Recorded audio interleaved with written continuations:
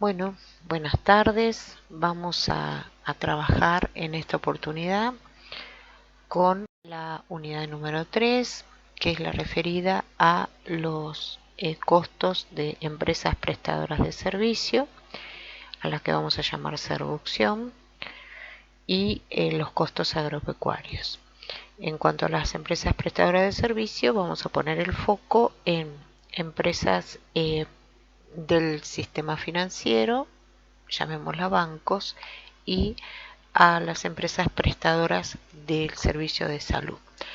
Ustedes van a contar con el material que le hemos elaborado desde la cátedra y con las indicaciones de las bibliografías para profundizar determinados puntos en los que son indicados, de trabajos de congreso y de la revista Aliapuco, que está todo disponible en Unicen Virtual. Definir el servicio significa definir en realidad un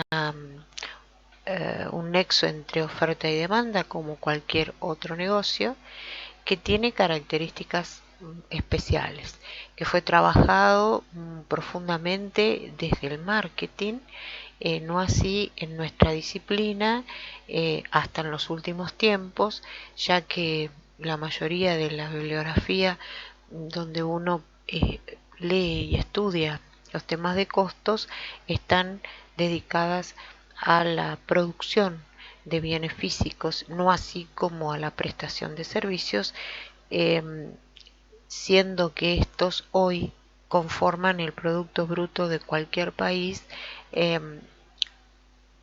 conformando los servicios del tercer sector, que son importantes en la determinación del mismo.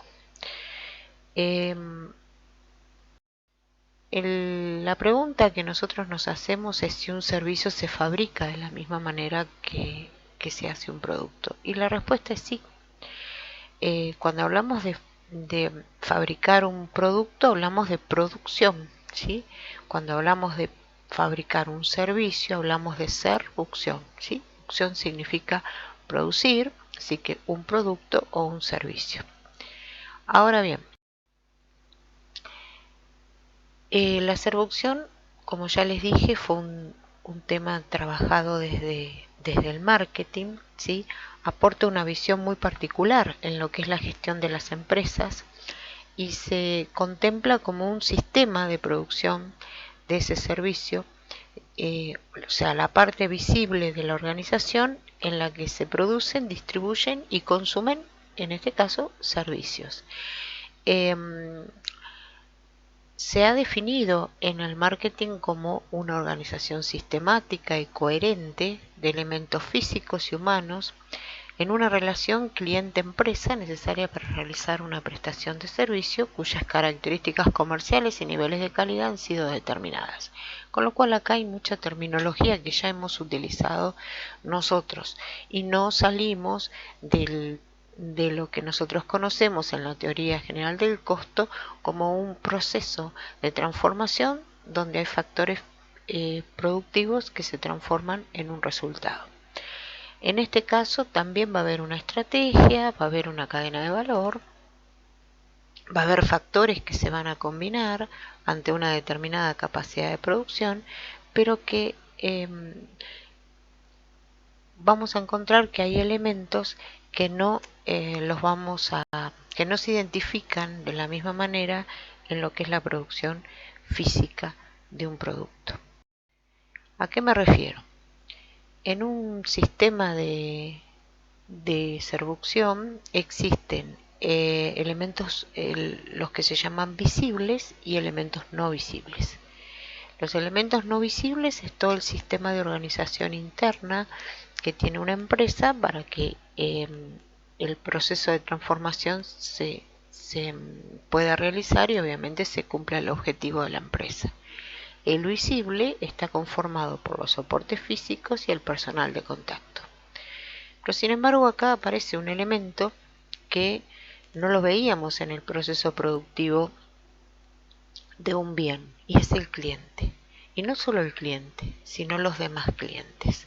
Es decir, que si no hay cliente, nosotros no vamos a ver proceso productivo.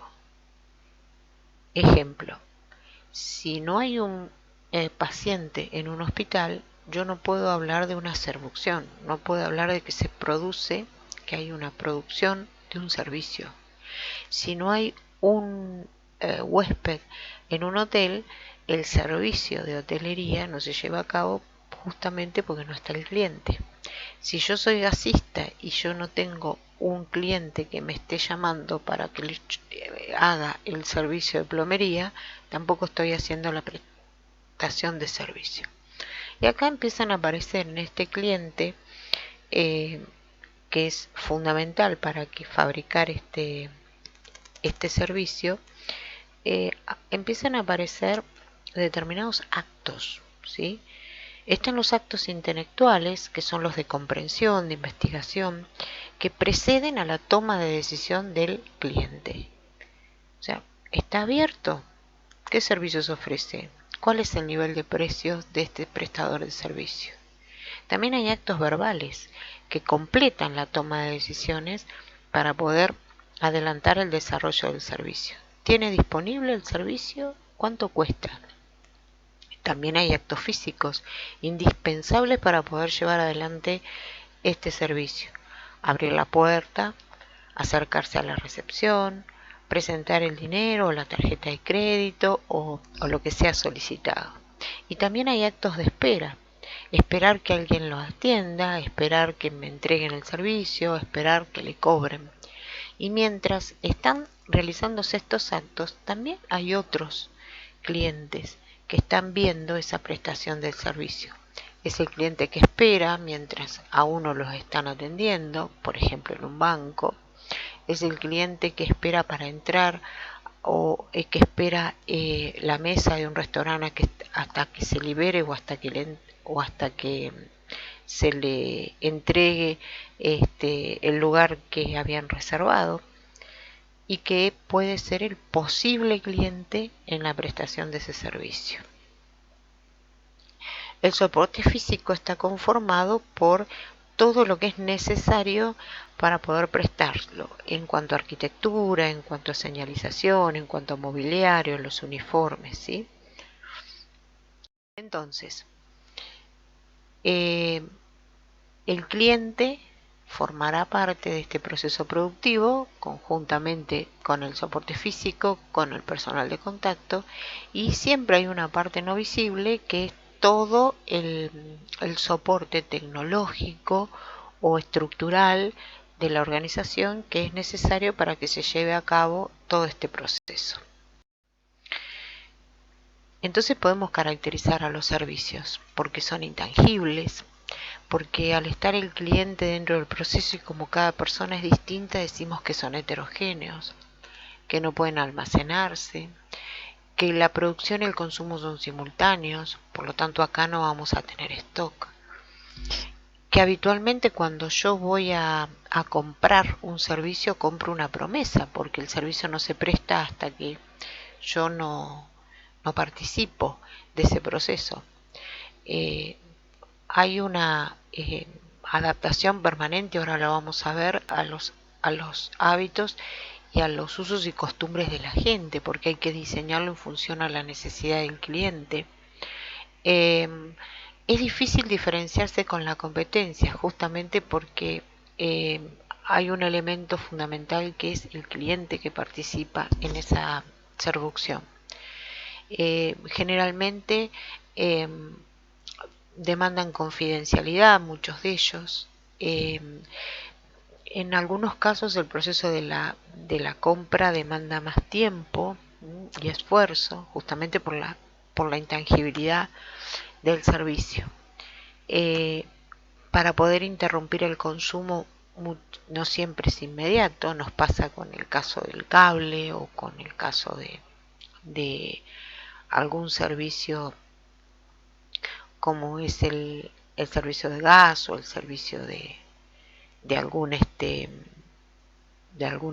telefonía móvil.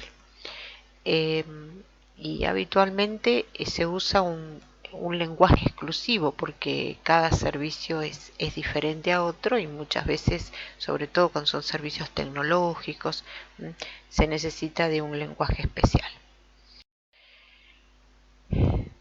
Con lo cual hemos visto claramente cuál es la diferencia entre fabricar un servicio y fabricar un producto, en cuanto a que uno se almacena, que el otro no, qué interacción de elementos se necesitan y fundamentalmente la necesidad de que exista un cliente que puede llamarse productor y consumidor a la vez, donde hay un elemento que es común en los dos, que es el capital, el saber y el saber hacer, y el tiempo. Algunos servicios generan acciones tangibles sobre las personas o sobre las posesiones de las personas, y algunos son acciones intangibles sobre las personas, sobre las posesiones de las personas. El servicio que presta un contador, por ejemplo, es una acción intangible sobre la empresa o el patrimonio de una persona, o sea, sobre su posesión. No así, por ejemplo, una tintorería o una peluquería o el servicio de jardinería o el servicio de transporte, que son acciones que pueden ser tangibles sobre posesiones o sobre personas. Cada servicio va a tener como salida un servicio al que se lo llama oferta de servicio. Y entonces va a tener un soporte de oferta, un soporte que puede estar dado por elementos físicos o por elementos o por el personal de contacto.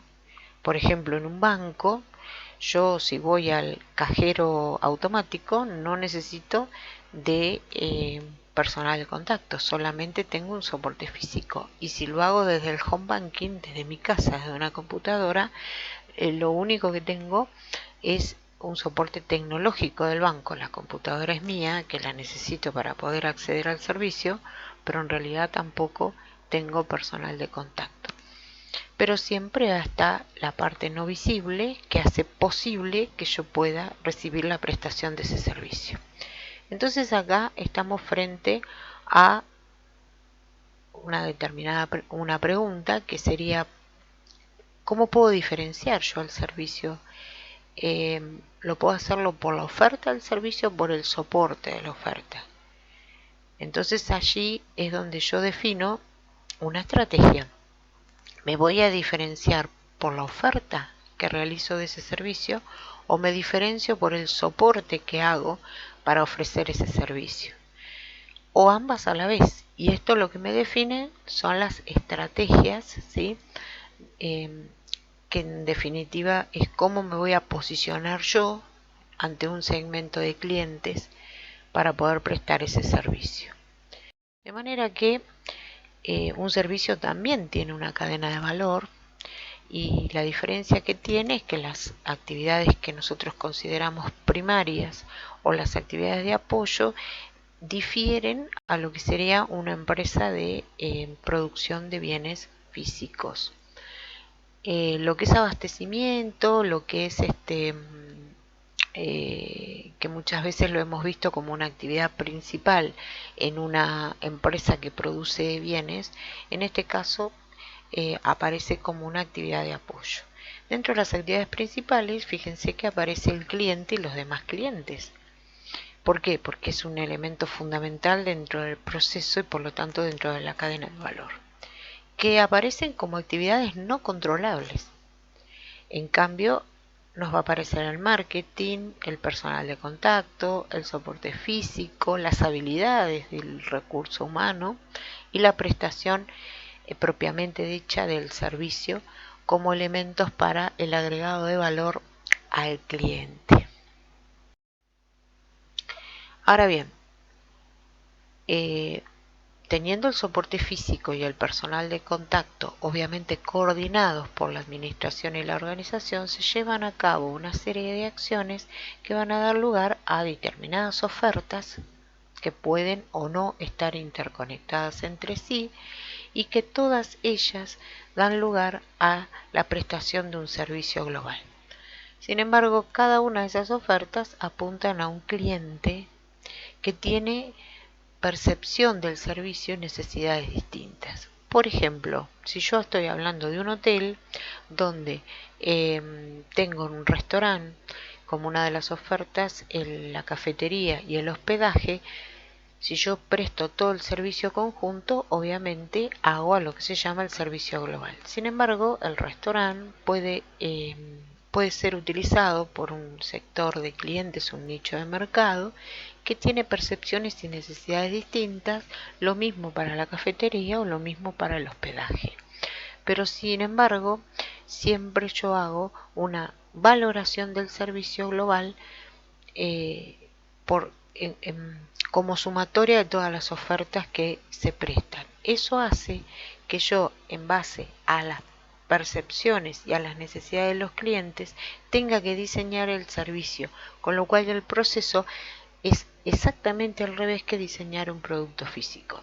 Un producto físico, un zapato, una zapatilla, yo digo, bueno, diseño esto de este color y de esta forma y lo ofrezco y trato de generar la penetración en el mercado del producto.